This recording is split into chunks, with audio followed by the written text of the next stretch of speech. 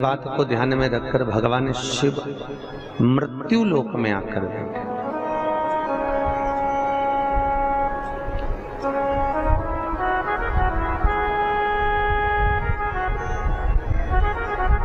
बैठने का भी एक स्थान होता है, बैठने की भी एक जगह होती है कि हम किस जगह पर, किस स्थान पर जाकर बैठे, उस स्थान को देखा जाता है। और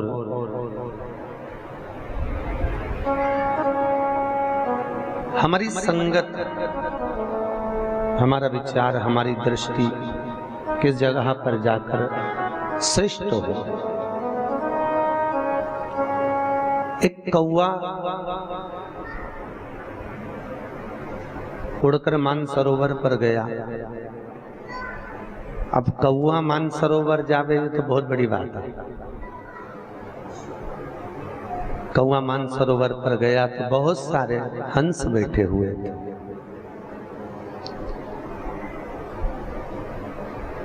उन हंसों ने कौवे को देखा तो कौवे से कहा, कौवा ये तेरी जगह नहीं है, तू तो यहाँ से जा, ये मानसरोवर है, यहाँ तो केवल हंस रहते हैं। और हंस के सिवा दुनिया में यहाँ पर कोई रहता ही नहीं है। जाओ तुम इसे छोड़ दो। कौवा कहने लगा, भैया मैं काय को छोड़ कर जाऊं, मैं भी पक्षी तुम भी पक्षी, मैं काला तुम गोरे, है तो एक ही जात के, है तो एक ही समाज के, फिर क्यों छोड़ूं मैं? हंस ने कहा, कौवा तेरा जीवन और हमारे जीवन में बहुत अंतर है। हंसों ने देखा कौवा जाता नहीं है तो हंस उड़ उड़ के चले गए, हंस नहीं रुके। बहुत सुंदर बात कही है, जहां पर शंकर की निंदा होती हो, शिव की बुराई होती हो, एक बात याद रखना, उस स्थान पर या तो विरोध कर सकते हो तो करो, नहीं तो सीधा रास्ता नाप कर बाहर चलो। क्यों? निंदा सुनने वाला और निंदा करने वाला, इन दोनों में महापापी कौन है? सुनने। निंदा करने वाले को पाप कम लगता है, सुनने वाले को ज्यादा लगता है। निंदा करने वाले को तो भगवान ने प्रकट ही इसलिए करा, पैदा ही इसलिए करा क्योंकि ये जगत में निंदा करता है। नगर पालिका की कचरे की गाड़ी जा रही हो, नगर निगम की कचरे की गाड़ी जा रही हो, बहुत बदबू मार रही हो, कचरे की गाड़ी तो बदबू मारती है, तो नगर पालिका की, नगर निगम की कचरे की गाड़ी मान लो अगर बदबू मार रही है तो आप क्या करोगे? उस कचरे की गाड़ी के सामने खड़े रहोगे क्या? अरे बोलो तो नहीं।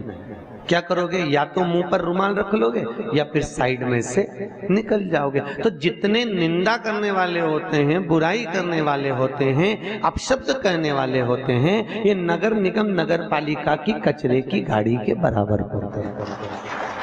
इनका कर्म है बदबू मारना, इनका कर्म है निंदा करना, इनका कर्म है अपशब्द कहना।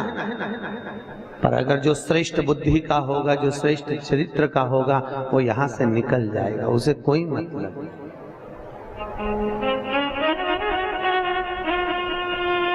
वो यहां से चला। हंस उड़ गए, एक हंस बैठा रहा, उसके कौवे से दोस्ती हो गई।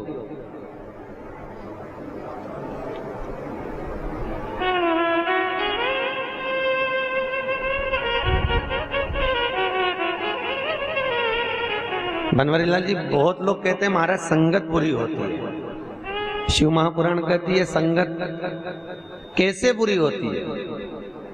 अगर व्यक्ति के जीवन का संस्कार श्रेष्ठ है, कितना सुंदर कहा, जिस गांव में पानी की कमी होती है वहां की फसल बिगड़ जाती है, और जिस घर में संस्कारों की कमी होती है वहां की नस्ल बिगड़ जाती है। वहां की नस्ल बिगड़ने में देरी नहीं लगती। अगर संस्कार हैं तो श्रेष्ठता है। लोग कहते हैं वो लड़का बेकार है, उसके साथ मत रहा कर। माता पिता अपने बच्चों को समझाते रहते हैं, क्यों उसके साथ रहता है, वो बेकार है, उसके साथ मत रहे। भैया शिव महापुराण कहती है अगर आपके घर के संस्कार श्रेष्ठ हैं तो तुम्हारा बेटा किसी के साथ भी रह ले, तुम्हें चिंता करने की जरूरत नहीं है। अगर संस्कार तुम्हारे घर के श्रेष्ठ हैं तो देख लो, वो कैकेयी अयोध्या में रहती थी, राम जी के साथ रहती थी, दशरथ कौशल्या सुमित्रा के साथ रहती थी, गुरुजी रोज का ज्ञान देते थे, पति रोज सूर्य को अर्घ चढ़ाता था, तो भी वो कैकेयी की बुद्धि बदली क्या? अरे बोलो तो नहीं। और वह विभीषण को देख लो, जो रावण की लंका में रहता था, पूरे राक्षसों में रहता था, सारे मदिरापान करने वालों में रहता था, सारी प्रवृत्ति से बेकारों के साथ रहता था, उसके बाद भी विभीषण बिगड़ा क्या? अरे बोलो तो कैकेयी सुधरी नहीं और विभीषण बिगड़ा।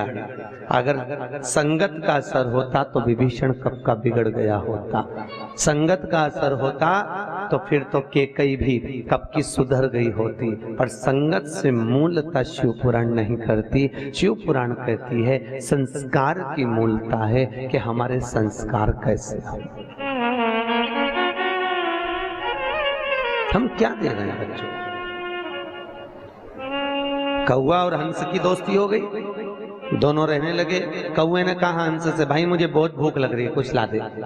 हंस गया तुरंत, ठीक है मैं तेरे लिए कुछ लेकर आता हूँ। और हंस दौड़ कर गया। हंस क्या चुपते थे? मोती। हंस मोती लेकर आ गए, ले ये मोती ले।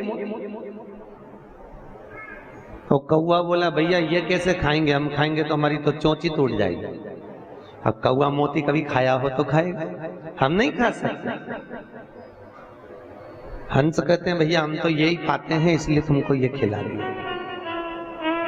अरे भाई, कौवा भूखा रहने लगा, 8 दिन निकल गए। आज कौवे ने कहा हंस अब तुम मेरे यहाँ चल। हंस को ले गया। कौवा कहाँ रहता था? शमशान में, बड़ के पेड़ के ऊपर। हंस को भी बिठा लिया।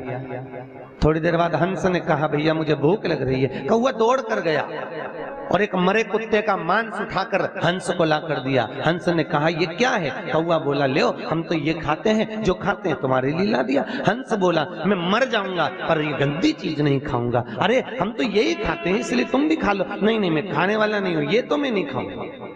दोनों बात कर रहे थे। नीचे एक राजकुमार बैठा था। वो मांस का टुकड़ा उस राजकुमार पर गिर गया। राजकुमार को क्रोध आया। उसने कौवे को साध कर बाण छोड़ा। जैसे छोड़ा कौवा उड़ गया और हंस को बाण लग गया। हंस जमीन पर गिर गया। हंस जमीन पर गिरा और जैसे ही हंस जमीन पर गिरा राजकुमार ने हंस से कहा हंस देव मैंने तो कौवे को बाण मारा था और बाण तुमको लग गया। अरे हंस बोला राजकुमार तो ये तुम्हारी दिक्कत नहीं, ये तुम्हारी गलती नहीं, गलती मेरी है। मैं बुरे की संगत में बैठ गया और बुरा व्यक्ति बुरा काम करके निकल गया और अच्छा व्यक्ति जेल में धरा गया। जो बुरा होता है वो बुरा कर्म कर कर निकल जाता है। बुरा करने वाला व्यक्ति बुराई कर कर निकल जाता है। बुरा कर्म करने वाला व्यक्ति अपना बुरा तत्व ग्रहण कर कर, बुरा तत्व प्रसिद्ध कर कर निकल जाता है। पर जो अच्छा है, जो अपनी बुद्धि से, चित्त से, अपने मनन से जो बहुत अच्छा है, वो धरा जाता है।